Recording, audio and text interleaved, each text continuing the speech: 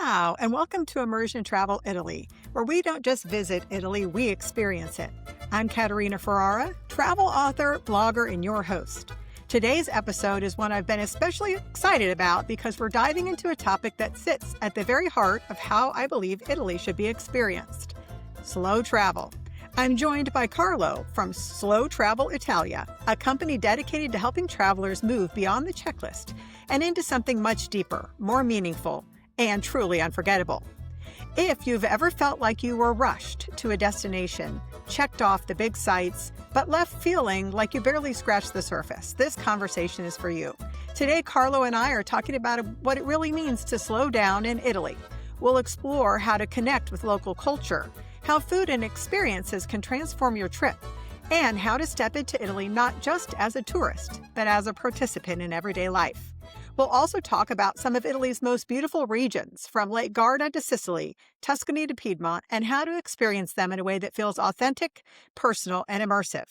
And of course, you know me, we're going to touch on festivals too, because there's no better way to feel the soul of Italy than through its traditions and celebrations. Before we begin, I also want to share a quick update with you. My brand new book, The Ultimate Festival and Travel Guide Umbria, is now available. The guide is designed exactly around the kind of travel we'll be talking about today. Slowing down, walking through historic towns like Assisi, Spello, Spoleto, and Orvieto, discovering local food and wine, and experiencing Italy in a deeper and more meaningful way. Maybe Umbria is on your list, maybe not yet. But I do want to say that this is a region that truly rewards slow, immersive travel. So grab an espresso, settle in, and let's travel together. Carlo, benvenuto. It's so great to have you here. Happy to be at the podcast and be able to contribute with the expertise on traveling in Italy and as a local to the community. Yeah, so tell me, where are you local to? I know that your company offers such a variety of tours from Padua in the north to Sicily in the south. Where are you located? So I'm located in Verona. Then I have a colleague that is located in Parma. And another collaborator is in Turin. However, we travel also a lot around Italy to be able to discover places and new activities that well describe the Italian culture. So I have to ask you, because the Olympic closing ceremony was just in the beautiful theater there in Verona. Did you get to see any of the Olympic activities this year? So I see the ski north in the Dolomites, the Nordic ski. Oh, It was a great atmosphere. That atmosphere where you can really exchange ideas and feedback on how sport get us all together. yes, yes. Italy did such a great job hosting. I know there was so much build out and just, I mean, I watch this funny channel on YouTube called the 600 Webcams of Italy, and it's just on my TV all the time. And it's all over Italy. So I could see in Verona them putting up the parts for the closing ceremony. And in Milan in the center, I could see them putting up all the parts and pieces there for the opening ceremony. So I got to live it, even if I didn't get to visit all of the Olympic sites. So yeah, it's a great channel for those of us who love Italy. It just hops around to the ski slopes, to the beaches, all day long. I get to see something Italian. Your website, obviously, you offer a lot of experiences, which is the way I like to travel, and what my books focus on.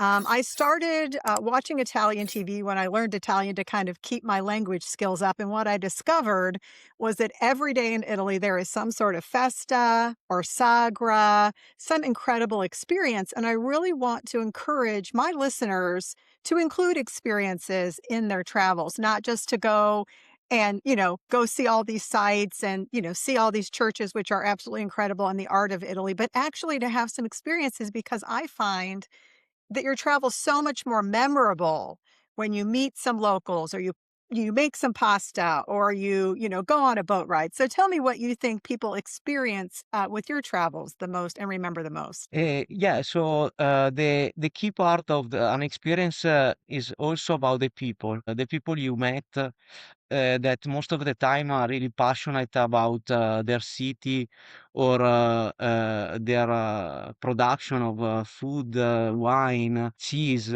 and you get to know what's really behind.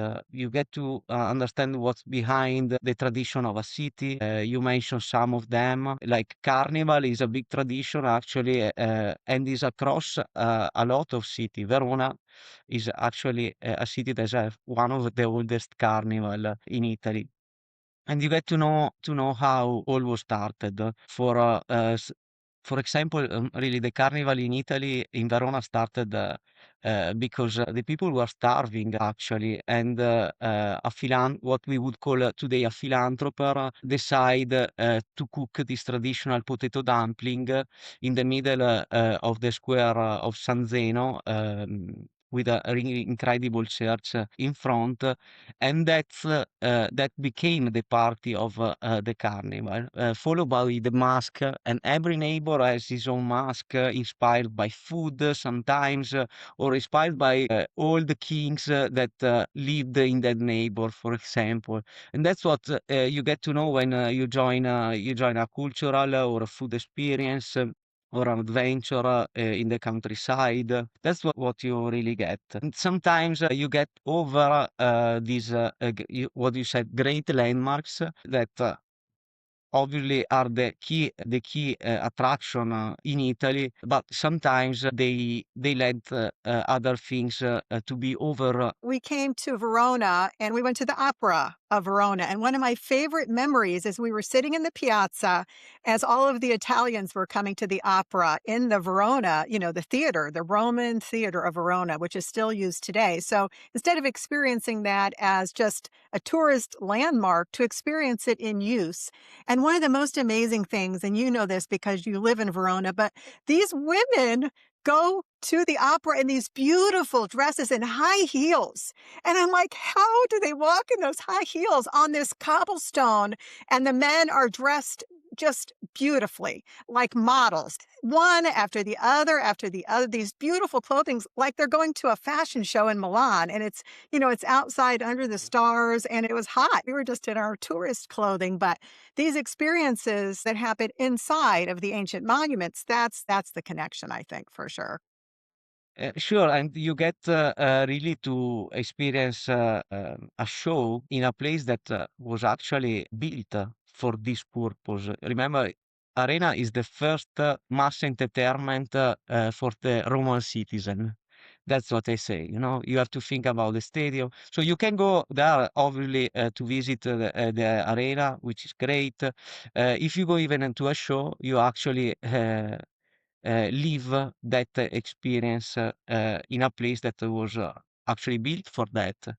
Yeah, we did the Um, same in Syracuse for in the Greek theater in Syracuse. We also went to a drama there. I just think it's so interesting, that in Italy you're still using these ancient monuments today for different theater, opera, all of your arts. It's really incredible. Yeah. I do want to mention Carnival because in every book I do have a Carnival chapter because in Puglia, Putignano claims to be the oldest carnival. You talked about Verona's. There's obviously the Via Reggio Carnival. And one of the things I like to tell people is, yes, Venice's carnival is very famous, but these other carnivals in every region are a great way to experience that local culture. So I thought it was cute that you mentioned Carnival as well, uh-huh. because all over Yeah, Italy, they're just incredible celebrations for Carnival and Easter. yeah, and I would say just to give even some more tips, for the community. There are also a lot of religious celebration, which in some way they remind you to the carnival only because of the engagement of the local people going there. So in all South Italy, you have this parade with Madonnas, big Madonna statues held by the locals. And all around is really actually a party of people celebrating a saint that that for the Catholics obviously is the protector of the city. You see a lot of costume as well, and lights decoration are really cool in the in Sicily, but also Naples too. So that's another the religious celebration are really something that comes to my mind as a suggestion for your community. So check them before to start your travel, and you might stumble in one of them.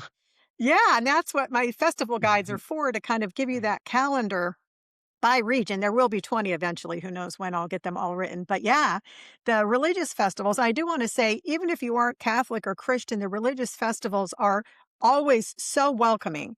The people are so happy. When we went to Sicily in Sicily to go to the Festa della Madonna delle Milizie, they said, "How did you hear about this festival? You know, why are you here?" But I love the religious festivals. It's people in medieval dress. It's the tamburi, the drum players.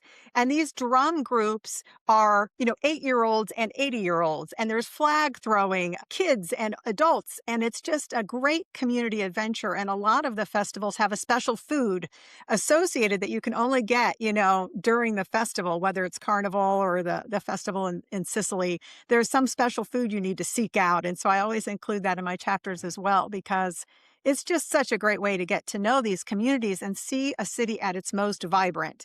And maybe in the morning you go your tour, visit the churches, see the town, but then things start ramping up in the afternoon into late, late evening. There's just a lot happening. It's a really great way to visit with the local life. Everybody comes back for that Saints Day. It's so important to the community financially and, as part of the church. So I do love the religious festivals as well, but it's not just religious festivals. There's music, art, food, so many different opportunities, across all of the regions to experience a festival.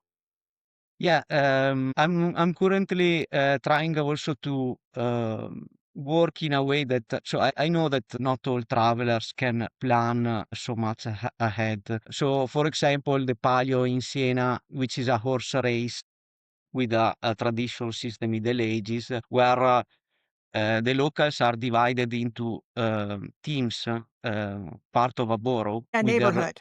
with a neighborhood. So I'm trying to work with the neighbor in order to open all the memorabilia, all the costume that they have all year long. So the people that unfortunately can't join the Palio can always get a glimpse of the Palio by visiting one of these memorabilia neighbor museum.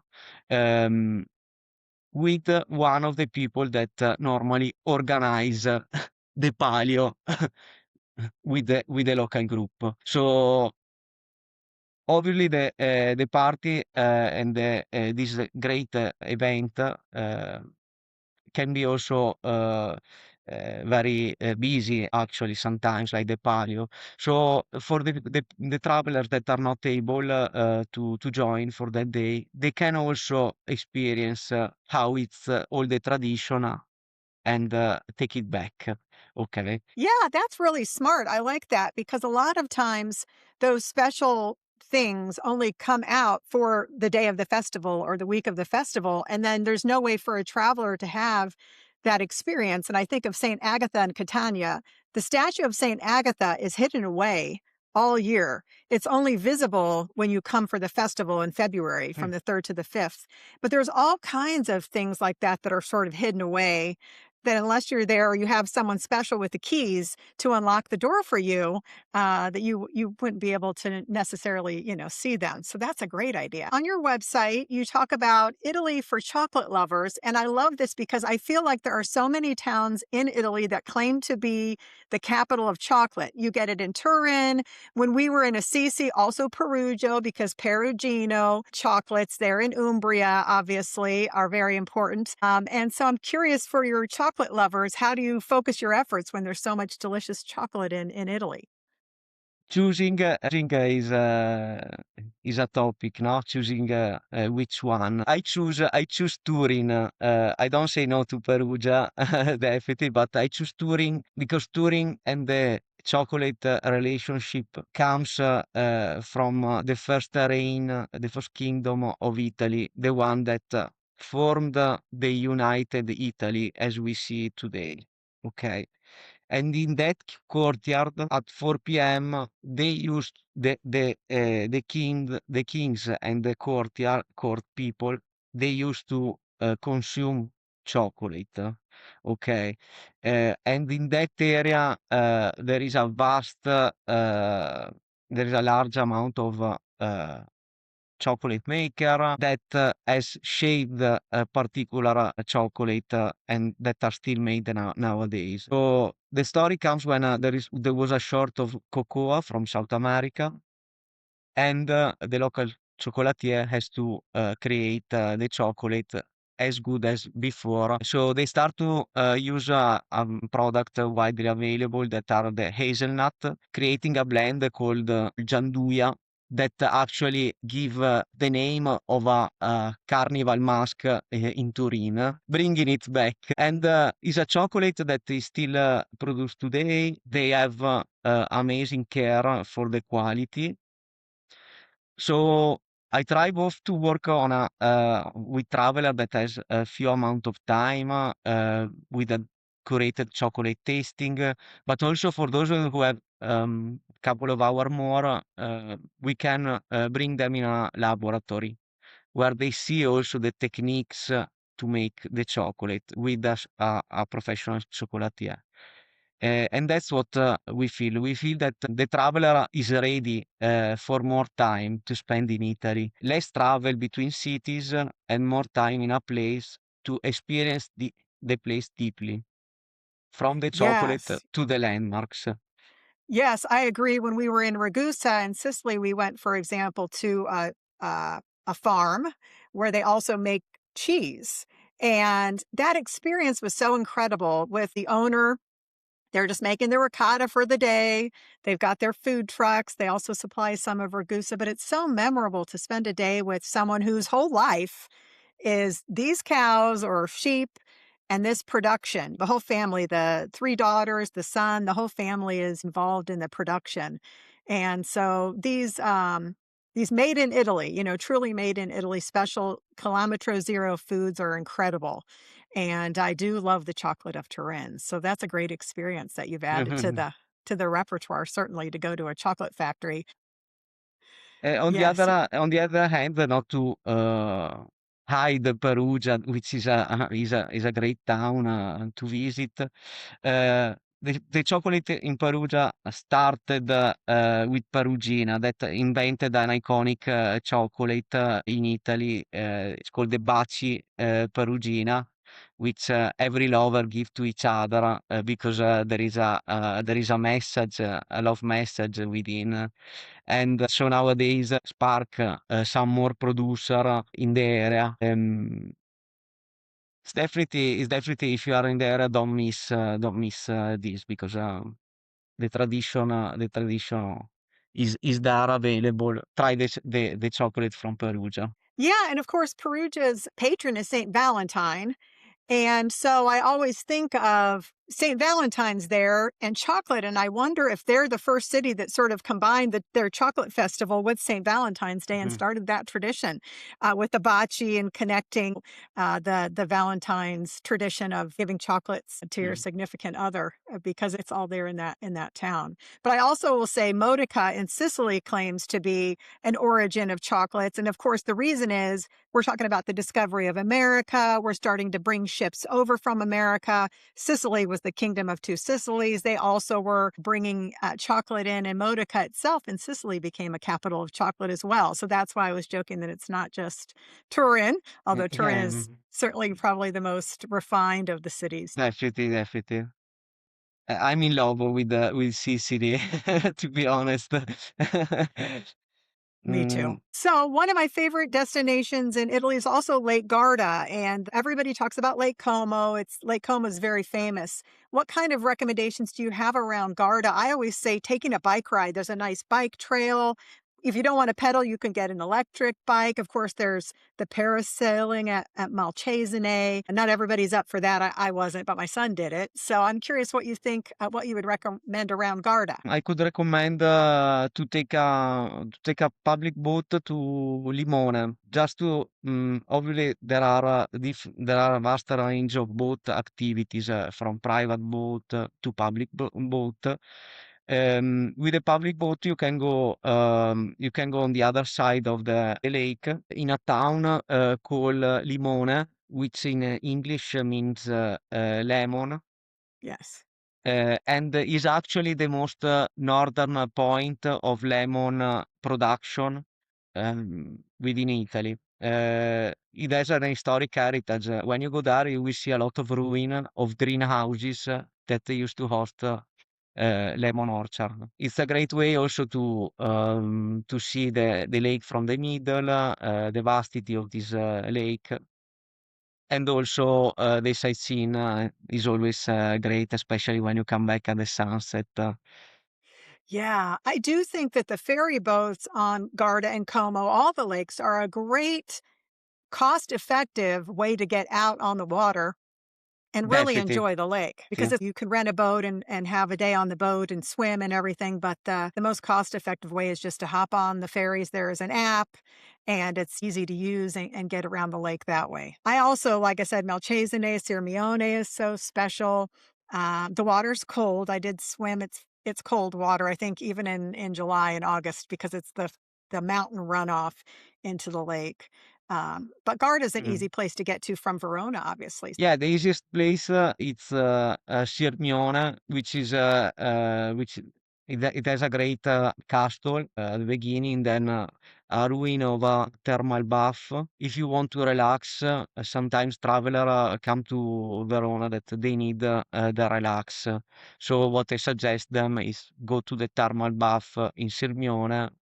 You soak there for an hour in front of the lake, Yeah. and then you get back as a new person. Definitely, So that is something that help you slow down a lot. Sometimes we need, a relaxing time. Thing about Sirmione is it was the Romans who found that hot spring in the Sì. lake. So that's been a place of recovery since Roman times, which I find incredible. And there's also a ruin of a Roman villa on the island that you can get to, as well as the Scaligeri Castle. If you're going Sì. to stay on Garda, you might consider staying at one of those hotels because if you can get up and move around before 9 a.m., you just have it's a peninsula, almost like an island with water on both sides. You've Mhm. got it all to yourself. It's one of my favorite spots in Italy for sure. In the summer, Yeah. certainly. If some people want less crowd, especially if they come from July to September, they can opt for Lazise or Malcesine.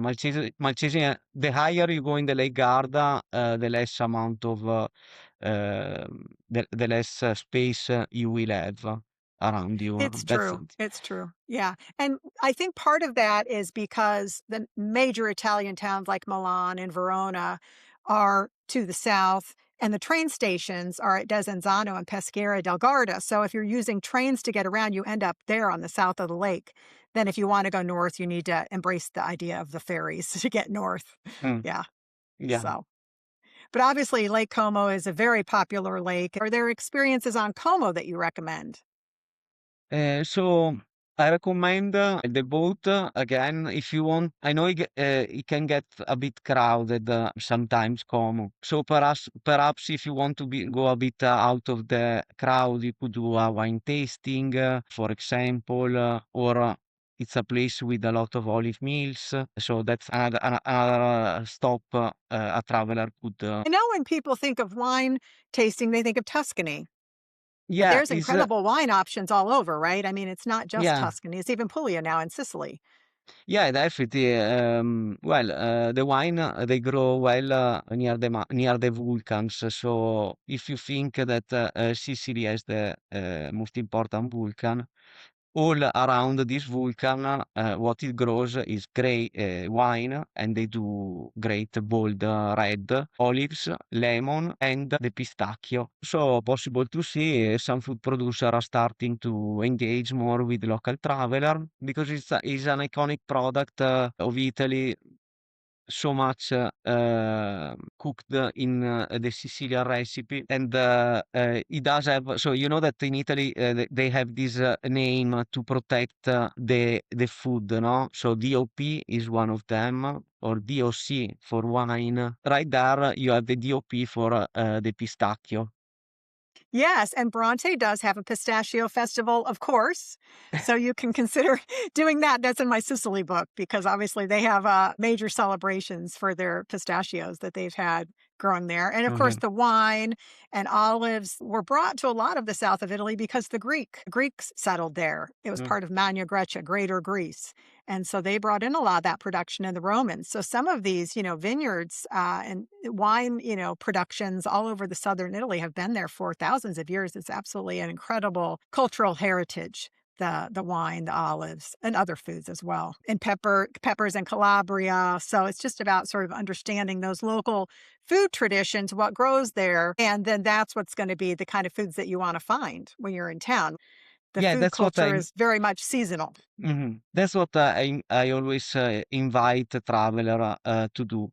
Basically, look a bit about what they want to experience compared to what there is on the checklist. Okay, Yeah. because then you get curious, you start to plan your travel, research, and that research is also a little game as well to be able to find something that for you it's related with your interest. So Yes. Yeah. I've noticed that in a world where we are even more digital than 10 years ago or 20 years ago, um, people are start to look for experiences that has a manual side of it.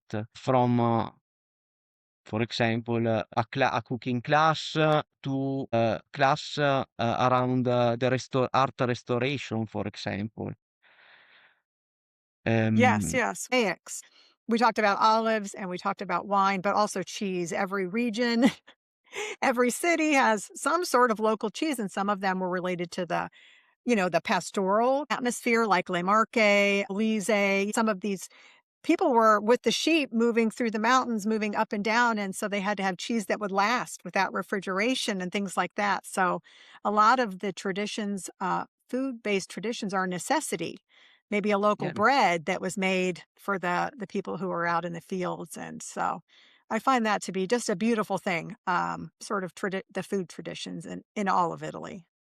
Yeah, obviously, the things that most traveler want to see are the iconic products. So we are talking about Parmesan, and you can visit a Parmesan farm from Modena to Parma.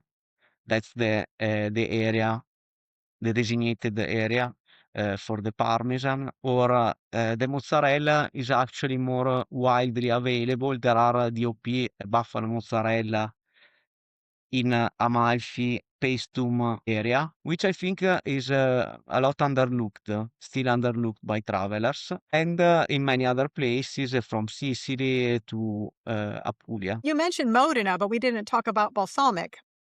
Obviously, you can do that type of tasting in Modena. And Modena and Parma, in case people don't know, are a very quick train ride. So there's something you could do Parma in the morning if you want, Modena in the afternoon. They're both beautiful towns to visit with a lot of history. The baptistry in Parma is magnificent. A lot of traveler also come to Parma from Milan, which is a 1 hour train to get there. So this is actually introduce another topic, I think, on the traveler base. So what's the best base where where to stay. And I see a lot of people are using Milan as a base, which is actually good for these two stop, Parma and Como. It makes sense also Turin. The north is just so well connected with trains. Actually, yeah, bear in mind, it depends on the traveler. I see traveler more interesting, increasingly interesting to stay in a quiet location. So avoiding Milan, perhaps staying in Verona, or staying in Modena and do Parma, Bologna. So I see an increasingly trend. Of Um, course, Bologna is incredibly well connected. A lot of the high-speed trains will go through there. Bologna is also a great base because you can go to Ravenna, you can go seaside, Ravenna, San Marino, which is a separate country that's on the coast there. From Bologna, you can go to Milan. Everything connects through Bologna as a central hub. Padua is also an incredible town with obviously the tomb of St. Anthony, which is a major pilgrimage site. So it's a beautiful town with a lot of treasure as well. And right on that same train line that we were talking about, Modena, all those along that train line. So obviously, eh, a lot of people go to Rome. I think Rome can also be used as a good base to visit some of the smaller cities. And obviously, there's so much in Rome, there's never, ever enough time. But in the south, we've stayed in Bari, in Puglia. We've also stayed in Polignano, and I do prefer the smaller towns. I like the atmosphere, visiting the same gelateria, when we're there for a while and getting to know the locals. So I think that's easier in some of the smaller towns than maybe the bigger ones. Yeah, I would say also not to be scared that will be your last time you are in Italy. I mean, so I would always suggest to take the map of Italy and divide it in order to do less travel and more visiting. This is something I suggest for anybody. Because otherwise you will miss some point. You then will have to go back to the same place, which is not a crime, obviously, but perhaps you can divide region and see more things nearby. Yeah, I do think that's right. A lot of people, they'll go to Italy for the first time. They want to see Florence, Venice, Rome. Mm, You're spending some serious time to get over to Venice on the train, like 4 hours. It's half a yeah. day, and your vacation is 8 days. That's Mm, not a great itinerary. And there's so much to do near Florence. Again, nice access by train, so much in Tuscany. Maybe just go to Florence. And if you want to do day trip to Siena, like we talked about, where the exactly. Palio is, beautiful towns, but just, really enjoy where you are instead of constantly making big moves. I want to ask you to close out to talk about Verona. Is there any festival you can share with us from being a local? Definitely, definitely. So let's start. So February or March, we said is the carnival time. Okay. Then you have Easter. Sometimes with obviously 1 week before Easter is the Palm Day, which is a big thing in Verona. So it's another time you could arrive. Then we have the 25th of April, which is National Day again, and that's another important time of the It's a year. yeah, national Yeah, holiday. Yeah. yeah. Uh, the opera makes start in June till September in the arena. There are a lot of events both in the arena and if arena is the worst case scenario is shut down, we have also another Roman theater. So Ah, arena okay. is an amphitheater used for gladiator, and this Roman theater was used for plays, theater plays by the Romans, and still nowadays run ballet, jazz music in a really unique setting. You just sit on the stone Ah, from the Roman times. bring a cushion or rent Yeah, one. yeah. It's hard to sit on Uh, the stone. Obviously, for the wine lover, we have also the 10th, around the 10th of April, the Italian Wine Fair. So for those that Yes, exactly. really want, Italy, right? So, exactly, yeah. Vinitaly. For those that are really into the wine, that's an occasion to taste wine from all the country. And have a personal touch also with the winemaker. Then September, I would say spring and autumn are the season of the food festival. Okay. So next week there is wild asparagus, for example, full of this wild asparagus. So Oh, imagine that the people have started 1 month ago to pick them up for the sure. Yeah. for the occasion. But then every kind of produce, our local cheese Monte Veronese does also a sagra, what we call a sagra, food festival. I would translate. So if you come May, spring, or autumn, you check for sagra in Verona, and something will happen for sure. Yeah, and those are covered Uh, in my Venice and the Veneto. Well, it's the mm, Veneto where Verona is. and then we have a particular relationship with the Christmas, because we don't only celebrate the Christmas and with the gift Santa Claus. We also celebrate another saint on the 14th of December, called Santa Lucia. It's a poor saint that her mission is to bring a gift to kids. So find something that could make a kid happy. And in all the city, we have a big market, a big food market, Oh. and artisan also, with a lot of artisan showing what they do during the year and selling their items. It's quite particular. Perhaps you'll see the real how people celebrate this saint. Yeah, and of course, Santa Yeah. Lucia is a saint that's been around for a long time because she was like Saint Agatha, maybe 300 or 400. So almost more than 1,000 years of celebrating Saint Lucy and the Yeah. light. Of course, Siracusa is a main spot for her celebration as she's their patron there in Mhm. Siracusa in Sicily. So yeah, that's amazing. So Verona, as with many of the Italian cities, has so much to offer as far as festivals, and that's what I'm about, trying to get people just to include one in their visit.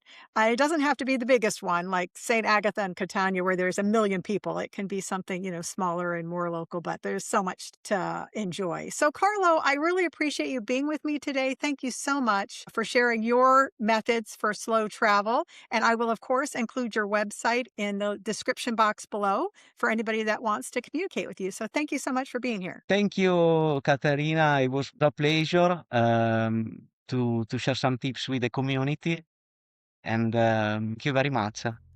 Thank you for joining me for the Immersion Travel Italy podcast and this bonus pod with Carlo from Slow Travel Italia. The next episode will arrive Friday morning, so join me for that.